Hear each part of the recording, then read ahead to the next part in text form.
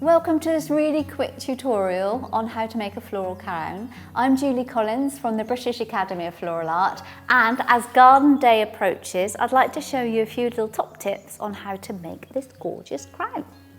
So it's a total ring, and I've used traditional floristry techniques, but if you do go on our Facebook page and go onto films, you will see lots and lots of different alternatives that we filmed last year on how to make floral crowns. But this is the technical correct way, and I just want to show you a few little things to get you going, and then you can spend a good old hour making one like this, but learn lots of techniques as you go.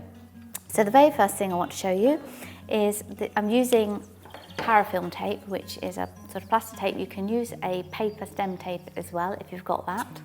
And what this needs is a little bit of warmth so that it stretches. And then I'm just going to show you how to wire up a few little things. So if you get a branching unit, which is anything that spokes like that, you take a little fine wire, this is like a 32 wire, you put it through the branch, you bring it down, and then you do a little sort of twist around the stem. You cut it, and then you tape it. And just by thumb and finger, hold it, stretch so you can see through it, twist with your thumb and finger, and as you twist it down, you cover the stem. And the reason we do that is it seals the moisture in the stem. So that's that one. I've got a beautiful little gerbera here. This one I'm going to cut at a sharp angle.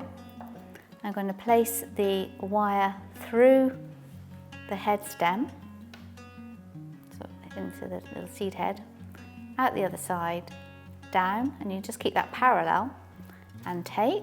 So it takes a while to get used to the stretching of the tape. Practice maybe on a few wires first, but then thumb and finger, twist, twist, twist, until that's sealed. And then we've got a little bit of foliage.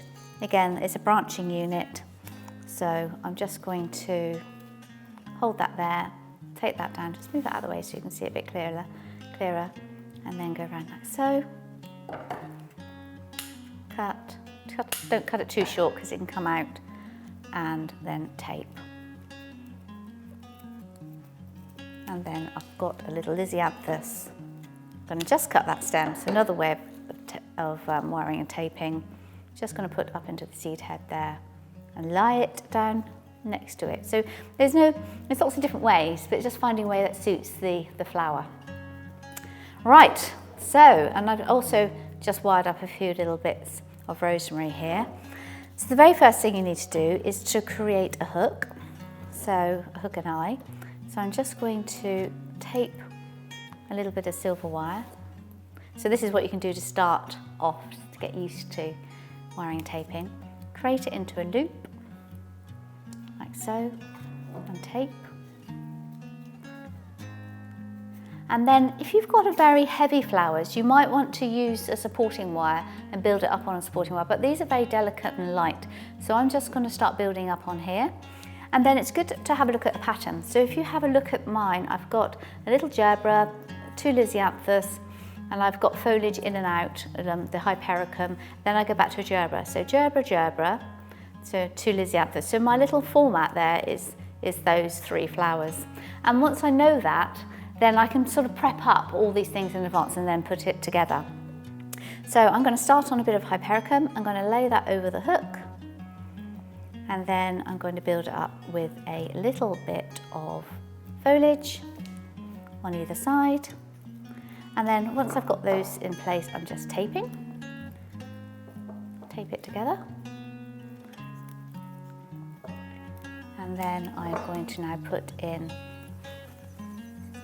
liziamthus and do the same again.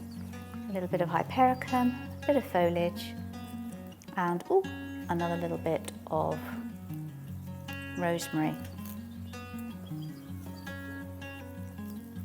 And tape it together. And I'm just checking how much more I've prepped up in advance. I can probably just do one more. So just keep going down and see, as I'm doing it, I'm making the wire frame as I go. And then, so I'm just going to finish this one with putting a gerbera next. A little bit of that. Now make sure you work on both sides to give it balance. So it sits comfortably on the head. Have I got another one of those? No, I haven't, so let's do one more of those quickly. There you go, a little bit of tape.